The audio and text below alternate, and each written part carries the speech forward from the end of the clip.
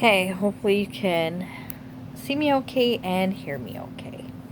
Um, so there's a question going around on social media asking, what was your reaction when you found out they had sarcoidosis or lupus? If you want, you can even comment on this video what your reaction was. Mine was mixed. Um, Here, I'll explain why. I had to be excused from work. They gave me temporary disability leave. My job was amazing at that. I had trouble seeing, and my job, you had to be able to see things because we dealt with animal pharmaceuticals. And I couldn't stand for more than 3 minutes without being in pain as well. And with this job, you have a lot of lifting and standing, and I couldn't lift anything over 3 pounds. And a lot of the stuff was way over 3 pounds. There was nothing that was 3 pounds. So I went to 9 doctors, including specialists. And they all wouldn't do any tests. They would just tell me that I was fine just by looking at me because I was 132 pounds. And that I looked physical fit, so it didn't look like anything was wrong with me.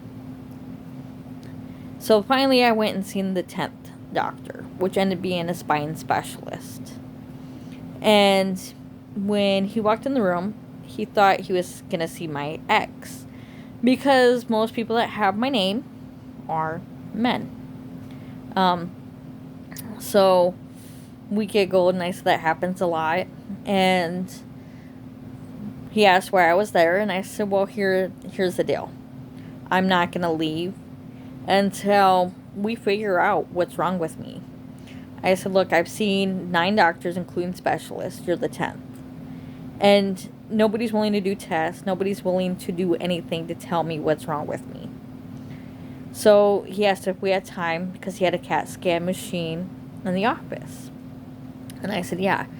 So we had a CAT scan done, and he had me come back to his office. And that's when I found out my back was curving inwards. And then he recommended that no surgery, because surgery I would have like a lot of complications since I do have heart issues. I could end up bleeding to death on the table. So then we left there, and as soon as we got back to my place and we sat down on the couch, we have a call from his office. Hey, we sent the results of your CAT scan to your doctor, and you have something growing in your lungs. What does this mean? Well, we need you to come back in to have more tests done. So I went back in a few months later and had a CAT scan done with the dye in the IVs. And when we went back to his office, he said it's 99% chance that it's sarcoidosis, 1% chance that it's cancer. Never heard of sarcoidosis until that day. Didn't even know what it was. But they made it seem like it's better than cancer. That, it's not a big deal. So we left the office, and I started researching. Sarcoidosis was very scary. Finally was referred to a pulmonary specialist, had the biopsy done. He called me on his day off, which was a Sunday, and told me, by the way, it's sarcoidosis. I said, okay. I figured if it would be anything, that's what it would be. And I was scared. I figured if it was cancer, okay, I will move to another state. I'll deal with this on my own.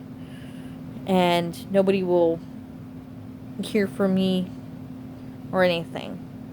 Don't ask why. I just felt that way. I just felt that I didn't want my family to see me suffer. And I know now that would be wrong to not have anything to do with my family and see them.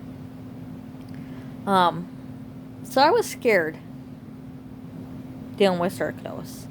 Now, I have it in my eyes since September 2015.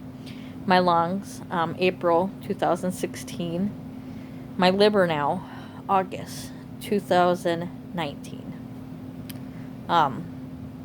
It's a very scary illness.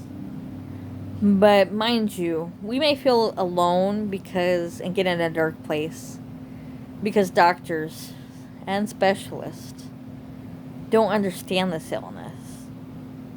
There's hardly any doctors that really even heard of this illness. And our families and our friends don't understand what we go through. And it's sometimes puts us in a dark place because we're dealing with this on our own. But we're actually not really dealing with it on our own. We are, but we also have support groups out there. That there's people that are dealing with this illness just like us. They may not be going through what we're going through. You might have a better support system, or maybe you don't and they do. I don't, but there's always good to have someone to talk to that's going through what you're going through.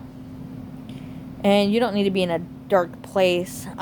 If you get that way, you can comment on my page. I'm here to talk to you. You can find me on Facebook. I'm there to talk to you too. We have support groups. And you just have to find the right support group on there for you. We have a lot of good ones. Ones that tell you what you should or shouldn't eat. Recipes. Ones that will listen to you vent. Ones that will listen to you vent and talk to you at the same time. Alright, well, I just figured I'd share that with you guys. And I hope you're having a pain-free day. And God bless you guys. Bye.